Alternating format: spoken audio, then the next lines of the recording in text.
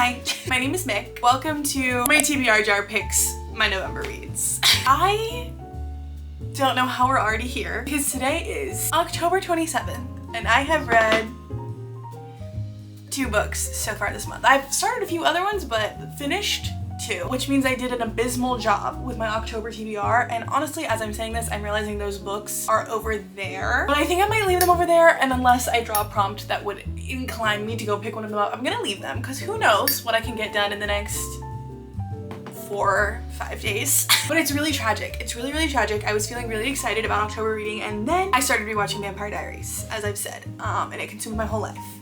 So I'm in the middle of several books, one of which I'm actually really loving and I think it could be a 5-star, and yet I get in bed at night and I turn on Vampire Diaries and I watch 2 to 3 episodes and now here we are. I think I'm going to set myself a lower goal for this month. I think I might go with 6 books just because 7 seems to be one outside of the realm of possibility even on a good month. So I'm gonna go with 6. I'm telling you right now I'm going with 6 and I'm holding myself to that unless something crazy happens and I pick like something really short, and I'm holding myself to that for now. So yeah.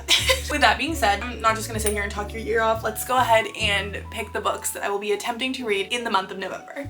I did a little refresh of this both last time and this time. This time I put like 10 new ones in. Last time I put like 3 or 4. So I know there's some good ones in here. There's also some old ones. I think I'm gonna do a full-fledged reset in January. But for now, we're just going with a hodgepodge of new and old prompts. So anyways, let's pull prompt number 1. Personally recommended. I actually don't even know if I have anything on here that I've been given a personal recommendation. I feel like several people in my YouTube comments that are like my YouTube buddies have consistently been recommending One Dark Window. I could say technically my friend Maddie recommended me the Natural series. So this is the final book. Here's the thing. There actually is something that I just spotted that I actually could do that would be perfect for this, because my friend that gave this to me has actually been begging me to read it incessantly. But it's just incredibly long and incredibly sad, and I am doing another writing challenge in November, which the way that I'm doing it this year, it's gonna be a little bit easier pacing wise, so I still will have free time I think to be reading in the month of November rather than over committing myself to a goal that I will fail to meet. So, but still it feels very daunting to put huge books on there. Who knows, maybe it has an audiobook. So you know what? I think I'm gonna do it. I'm at least gonna start it and see how I feel, and we're gonna go from there. So A Little Life by Hanya Yanagihara. I have 2 roommates. Man, I'm sure you're very familiar with at this point, but my other roommate Colin did give this to me. He loves it. He thinks it's amazing. He thinks it's like one of the best books ever written. It is, however, over 700 pages. So it's very heavy on the commitment side of things, and also it is very heavy themes and content wise as well. This is a very sad book. Okay, this is a very sad book. It is often categorized as trauma porn adjacent, which makes me a little bit nervous. I'm not gonna lie, but I do also really like sad books. And this was on my 24 and 2024 list, so I feel like I should at the very least try it, at least in 1 month in 2024. I think I've mentioned it in nearly every single TBR jar video, and I'm always like, I'm not in the mood. Will I ever be in the mood for this? I don't know. This might just be a reading books I'm scared of situation because yeah.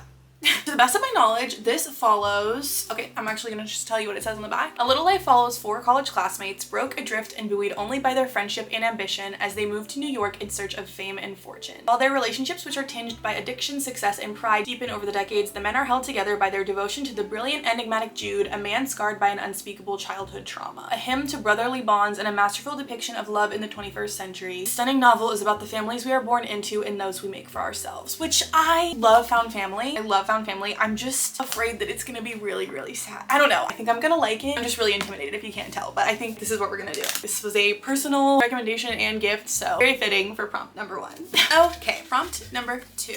A book with a 1-word title. Okay, we have Yellowface, Nightbitch, which honestly might be my pick, so I'm gonna hold her and hold on to her. Powerless, Caraval, Belladonna is a new edition, and I do really want to read it this fall. Bunny, Brooklyn, and Scythe, at least on the front. Oh, and Icebreaker. I would really like to read Belladonna soon, and Bunny. Those are both like priority reads for the fall for me, but this is a book that I actually know I'm gonna be reading, which in a way is cheating, but I love putting something on my monthly TBR that I know I'm gonna be checking off the list, because this is a book club pick for me for this month. I don't know why I said a book club pick, like I'm in multiple book clubs. I'm in one book club and my friends and I are reading this and meeting on it in November. So I fear I have to do it, which I also, this is nice because it is low 200s in comparison to A Little Life's high 700s, and I know I'm gonna have to get to it. So again, I just love putting things on the TBR that I know I'm gonna get to, even though Belladonna I know would be really quick and really fun. It's like a young adult gothic fantasy situation, and then Bunny is like a really short, really quick thriller, like psychological thriller, dark academia vibes. And then this is a literary fiction adjacent, I think, story about a mother who starts to turn into a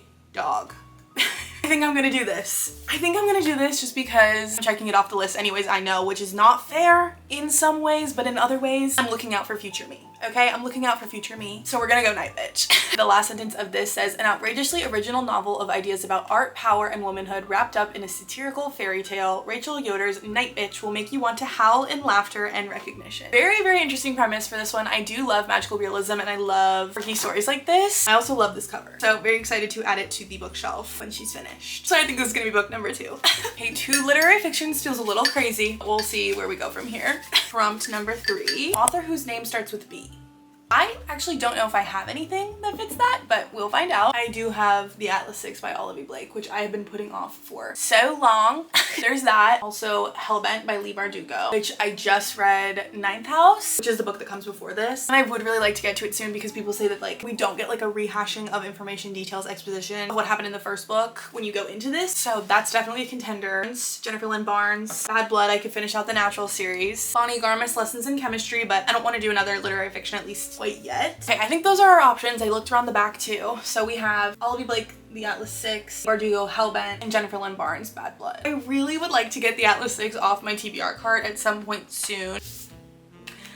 But I really like the idea of finishing a series and putting something that's like fast-paced, fun, or lighthearted, given that it's in the young adult genre. I just feel like this is a perfect low commitment read to go along with, so far, the more intellectual, heavy, potentially, options. I think I have to do it. I think I have to do it. I would love to have started and finished this series this year. I think I started it this year. It's just so much fun, and as much as I hate the idea of finishing the series and not having any more books, I also am so curious about what's gonna happen in this one. I'm like itching to get to it, so I think I'm gonna go with Bad Blood by Miss Jennifer Lynn Barnes, which is the last book in the Natural series. It is the 4th book, I think. Yeah, it's the 4th book. The Natural series is Young Adult Criminal Minds. It's like the tagline for the series, but basically we follow a group of gifted teenagers that have been recruited by the FBI to help solve cold cases, and then obviously subsequently real cases that happen in each book. And this is the conclusion to everything that's been happening to them so far. They're more like loosely interconnected, kind of like a season of Criminal Minds is, where it's like the cases are contained, but then there's also elements of like an overarching story that we will ultimately get to confront and explore in this last book. So I'm really excited. I have a feeling I will definitely be getting to this, everything else aside. So book number 3.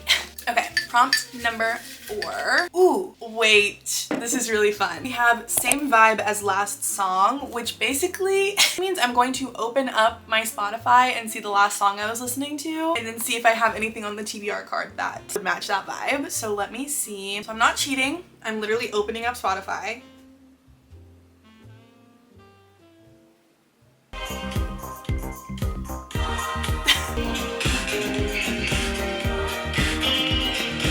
Okay, so that's giving.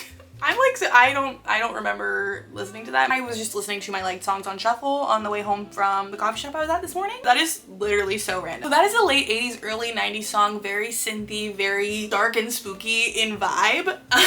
So I kind of like that because even though obviously October is like peak spooky month, I'm still gonna be doing the fall reading that I was so excited about and didn't do this month going into November. So I could do the Atlas 6. I definitely could do the Atlas 6. That feels,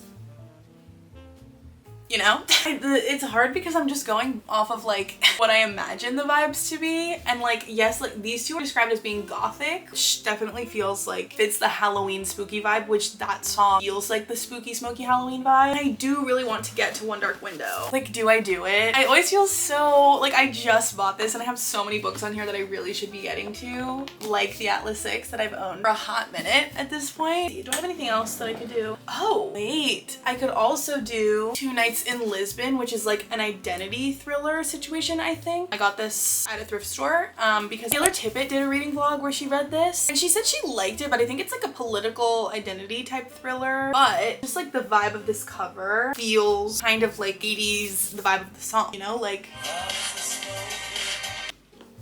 I really don't know. I'll hold on to it. Let me see. If I'm being honest, also, I do think that Hellbent probably also fits that vibe because that song does feel like Ninth House felt to me. So honestly, maybe that's even like the best bet is like doing the next book in a series that I'm already familiar with. The vibe of it, it's very like urban fantasy, dark academia, spooky, intense. So these are the options. I don't know. I love these characters already and it would be nice to lock back in, but this is 400 something pages. I've already got a commitment, a lot going on. So I don't think I'm gonna do this one just because brain power, longer side. I'm gonna wait on this one. I like the idea of these two a little bit better because a thriller is more fast paced, easy to get through even if it is on the higher side. And this is low 400s. And then this one is, I think, young adult or new adult. Regardless, I think it will read much faster than a fantasy book that takes a little bit of brain power. So I think I'm gonna go One Dark Window. Even though I just bought this book, I think I'm gonna do it. I've heard nothing but incredible things about this. If you haven't heard of it, One Dark Window is a gothic fantasy with a romance subplot, I believe, and it's about a girl who has like a monster in her head and she joins a quest to basically protect the place that she lives from the dark magic threatening it. I know there is something to do with magic playing cards. I've heard that a couple times from people talking about this, and that's like the extent of my knowledge, but I love that. This is also the first book in a duology, which I know I'm probably sounding a little bit like a broken record at this point, but I am super interested to try more duologies and see how I feel about them as a series format because I think I really like them, but I've only read one. So I think I want to do this. I've heard such high praise for it. I'm very excited. Yeah. Okay, prompt number 5, something you've been putting off. And I actually think I have a really easy answer for this. Yes, there are a lot of things that I've been putting off. Okay, there's a lot of things I've been putting off, but I do have one I think actually I should do. Everything I Know About Love by Dolly Alderton. I started this the month that it was on my TBR and I got to page 54 and I was really enjoying it up to where I was, and then I just ran out of time I think in the month to finish it, and then I just set it aside and never picked it back up. I think the issue is usually with memoirs I like to listen to the audiobook, which this is a memoir, but I actually this might be a hot take, but sometimes I struggle with British audiobook narrators, and Miss Dolly, I'm pretty sure, narrates it herself and she is British. So I tried the audiobook when I put this down initially and I just couldn't really get into it, but it means I want to read it physically, and I was annotating and like making notes and underlining and all that kind of stuff when I was reading it, so I would like to keep doing that, and I've been putting it off. It's literally been sitting on my bedside table as like something that I could reach for. Like I think at this point, I don't even know how many months ago I started this book, but I would really like to finish it, and it is on my 24 and 2024 list. So if I can finish her, that would be another one checked off that list, and that sounds really ideal. I think I'm gonna go with this. She's been sitting untouched for too long. So something I've been putting off, book number 5. This is the last thing I'm gonna do because I'm already getting overwhelmed with what we've got going on over here, given that I am, like I said, pretty busy in the month of November, so we'll see. Okay, I got a book you started but never finished, so. Okay, well I actually do have 2 on here, I think, or 3. There's actually 3 books on here that I have started, like I read a couple pages of at least, and then put them to the side. I started Dance of Thieves at one point, got like 10 pages in, I think, if that. Just really was not in the mood for it at the time, but don't think I'm really in the mood for starting a whole new fantasy world, so not gonna do that. A whole new, like, full-fledged fantasy world, because what I do remember from the few pages I read of Dance of Thieves, I was like having to lock in. So maybe not that. I've read like 20 something pages of Bunny, and then I've also read like 3 or 4 pages of In a Dark Dark Wood, but I feel like I have to go Bunny.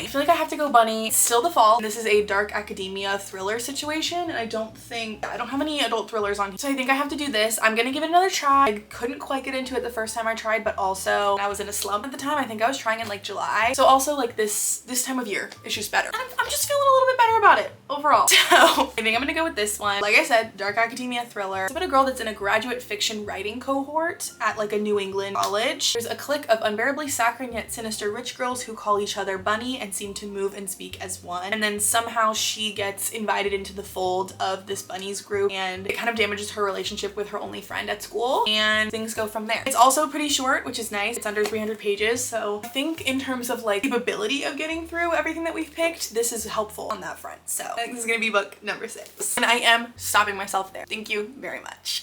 These are the 6 books that I'm going to be attempting to read in the month of November. I think I'm gonna take a break from the Vampire Diaries watching so that I can actually get some reading done. We'll see. But with that being said, let me just run through these really quickly once again to recap what we're attempting. We have A Little Life by Hanya Yanagihara, Nightbitch by Rachel Yoder, Bad Blood by Jennifer Lynn Barnes, One Dark Window by Rachel Gillig, Everything I Know About Love by Dolly Alderton, and Bunny by Mona Awad. This honestly feels like a really good spread. I'm very excited about most. Maybe not A Little Life. I'm intimidated by her, but the rest of these I'm very, very excited to get to. I have high hopes. It really feels like I will enjoy myself regardless of what else happens. So I love that. Can't really ask for anything more. So anyways, that being said, I think that's gonna be it for today's video. I promise I'm gonna do my best to have a better reading month in November than I did in October, but we'll just have to see. So as always, thank you guys so much for watching. I hope you enjoyed and I will see you in the next one. Bye.